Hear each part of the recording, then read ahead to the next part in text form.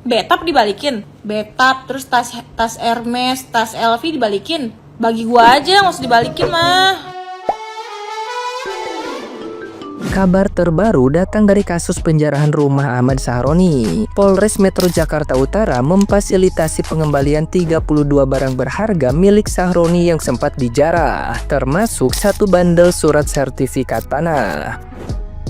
Barang-barang tersebut diserahkan secara sukarela oleh warga dan diterima langsung oleh pihak keluarga yang diwakili Ketua Lembaga Musyawarah Kelurahan Kebon Bawang Ahmad Winarso. Pengembalian ini disebut sebagai hasil komunikasi yang baik antara aparat dan masyarakat. Sebelumnya, jam tangan mewah merek Richard Mille senilai 11 miliar rupiah juga telah dikembalikan oleh keluarga seorang pelaku berusia 14 tahun yang mengaku bertindak spontan tanpa menyadari nilai barang tersebut.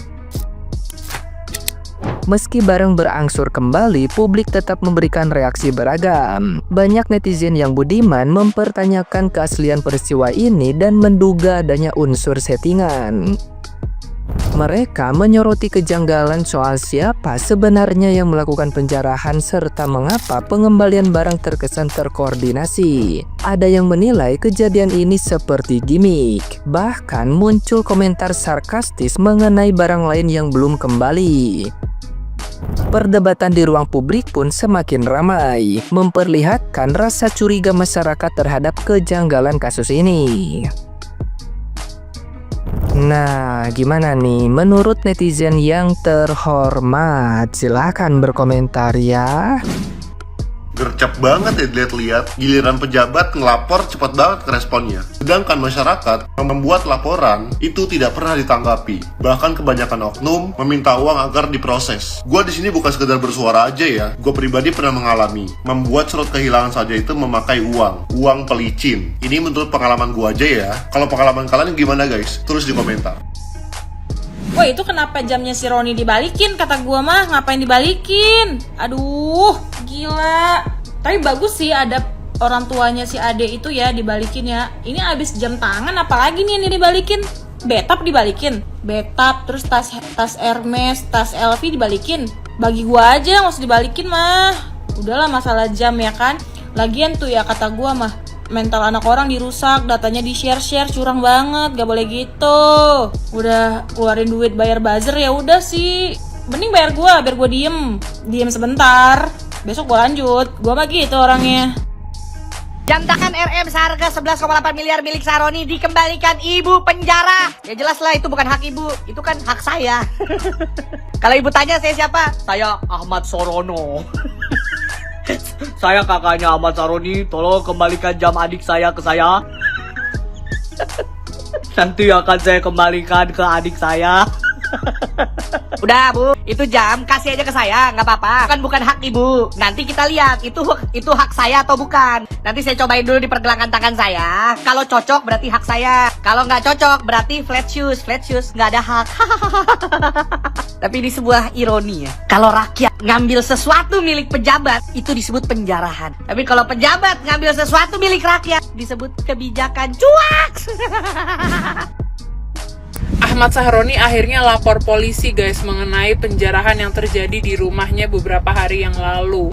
Nah guys, kabarnya udah ada 5 orang saksi yang akhirnya diperiksa oleh polisi. Tapi belum tahu nih siapa 5 orang itu. Tapi sebetulnya ya, pelaku dari penjarahan ini harusnya sih udah ketahuan ya. Karena kan kemarin pada saat penjarahan ini dilakukan, itu foto-fotonya bener-bener beredar. Siapa-siapa aja yang ngambilin barang-barang berharga dari Ahmad Sahroni. Dan mungkin pada saat ini, polisi sedang tengah sibuk untuk menyelidiki siapa-siapa saja pelaku dari penjarahan rumah Ahmad Sahroni. Kalau menurut kalian gimana guys mengenai pelaporan ini? Bapak merasa dicuri ya? Merasa ada haknya yang dirampas ya Pak ya? Saya ngerti banget sih Pak, rasanya gimana. Mungkin rakyat yang lain juga paham banget sih rasanya haknya diambil gitu loh ya. Tapi ya tetap aja guys, mengambil hak orang lain itu bukanlah hal yang benar, bukanlah hal yang baik. Ya semoga saja memang seperti biasa ya Pak, mendapatkan keadilan.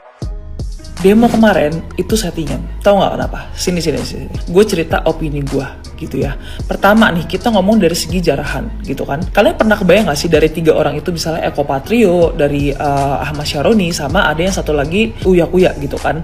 Kenapa dari 3 orang yang dijarah ini, itu rumahnya tuh kayak ya udah kosong aja gitu loh. Kayak nggak ada penghuni gitu kan. Pertama, itu udah janggal banget gitu loh. Kayak supirnya, ART-nya itu nggak ada gitu kan. Dan keamanan di sana itu ya dibebasin aja gitu. Jadi siapapun yang mau masuk udah lowong aja gitu loh. Ya kan? Jadi memang sengaja untuk ya udah nih jarah aja rumah gua gitu loh. Kalau menurut gue sih begitu ya. Jadi ada yang aneh menurut gua gitu kan dari segi penjarahan itu gitu loh. Jadi memang kayaknya udah ada yang setting gitu kan. Itu yang pertama. Yang kedua, dari live TikTok. Kenapa live TikTok kemarin pas demo 3 hari yang lalu ya, mungkin hari Jumat, Sabtu atau Minggu gitu ya. Kenapa live TikTok itu dimatiin gitu kan? Itu menurut gua ada yang aneh sih. Jadi kita masyarakat itu nggak bisa melihat kejadian di sana gitu kan, karena nggak bisa live gitu kan. Ya which is kita nggak tahu jamnya berapa di sana tuh keadaannya gimana gitu loh, jam berapa dan hari apa ya kita nggak tahu gitu kan. Bisa aja pakai video sebelumnya gitu kan, karena ketika diposting di sosmed kan belum tentu itu pada saat itu gitu loh. Bisa aja orang pakai yang sebelum-sebelumnya dan kita sebagai masyarakat kemakan gitu kan sama isu-isu tersebut gitu kan. Itu yang kedua. Yang ketiga, dari ngomong soal halte dibakar, itu menurut gue udah aneh sih, yang dimana di TV-TV itu nggak disiarin gitu loh ya kan, maksudnya nggak boleh menyiarkan demo gitu kan. Tiba-tiba besokannya yang gue lihat itu tiba-tiba halte disiarkan kebakaran gitu kan. Menurut logika gue sih nggak masuk ya, karena mana ada sih orang yang rakyat ya demo gitu kan. Mereka aja udah capek-capek demo gitu loh. Mana sempet sih kepikiran untuk bawa bensin terus bakar gitu loh halte. Buat apa dibakar halte? Karena kan kita juga masyarakat umum kan kadang naik halte juga gitu ya. Udah pasti kan itu kan fasilitas umum gitu kan. Buat apa dibakar gitu loh. Itu kan nggak berpengaruh sama sekali untuk ke DPR gitu kan. Justru rakyat biasa yang menurut gue keimbasnya gitu loh ketika mau naik busway Transjakarta susah gitu kan. Itu jadi menurut gue tuh ada beberapa kejanggalan sih gitu loh. Gimana kalau menurut kalian?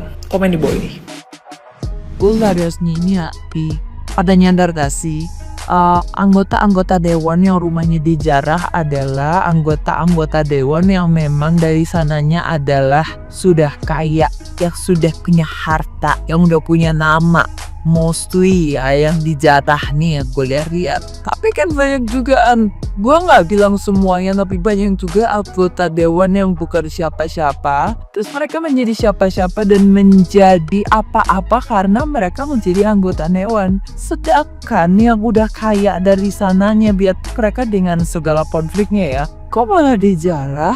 Yang dijarah adalah harta-harta yang dia dapatkan dari sebelum dia menjadi anggota dewan kita. Apakah gak janggal saya? Nah, yang gue takut salah ngomong deh. Tapi gue di atas. Wah, jadi awan nih. Jadi gak apa-apa kan kalau gue ngomong kayak gini. Jadi menurut gue, kenapa kok anggota dewan yang terkenal, anggota dewan yang kayak kita tahu lah, Ahmad Syaroni tuh kaya banget. Kenapa kok yang dijarah tuh yang udah punya harta sebelum jadi anggota dewan gitu loh? Ngerti guys? Yang tadinya bukan siapa-siapa terus jadi anggota dewan tiba-tiba kaya banget. Kenapa gak dijarah? Mungkin mereka lagi aman, tapi kan siapapun bisa jadi tumbal gak sih? Gue bukan buzzer ya, gue bukan buzzer. Gue sedang pusing aja. Ini gue gak akan ngebahas politik ini apapun lagi, karena gue ngerasa gue tuh gak ngerti ya dari pemilu apa segala macam. Gue tuh gak pernah ikutan untuk posting, tapi gue selalu update karena logika bodoh. Janggal ya, kenapa kok yang dijarah itu yang artis-artis yang memang mereka tuh punya duit dari sebelum mereka menjadi anggota dewan? Kan banyak yang nanti gak sih?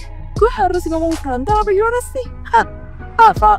Gue takut, jujur. Gue sangat terbuka dengan apapun yang terjadi. Ini sekalian gue ngomong ya biar kalian tuh gak salah paham, gak bilang gue tone deaf apalah segala macam. Karena gue ngerasa gue gak ngerti. Gue takut gue salah ngomong. Nah, cuman ini tuh logika gue yang selalu berjalan. Lo paham gak sih? Jadi menurut gue, kenapa yang udah punya duit gitu loh yang jadi target jarah? Ya mungkin mereka dengan segala gramarnya ya, cuman kayak ngerti gak sih?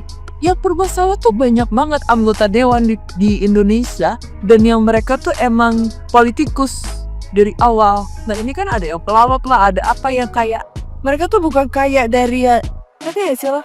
Kalau mereka kayaknya gara-gara semenjak menjadi anggota dewan terus lu jarah, oh masuk kak enggak sih mbah, pose indah gitu kan. Apakah iya gitulah ya, kalian aja lah yang membantuku untuk berpikir, siapa tahu kalian lebih mengincarkan otak gue dengan pikiran gue yang liar itu.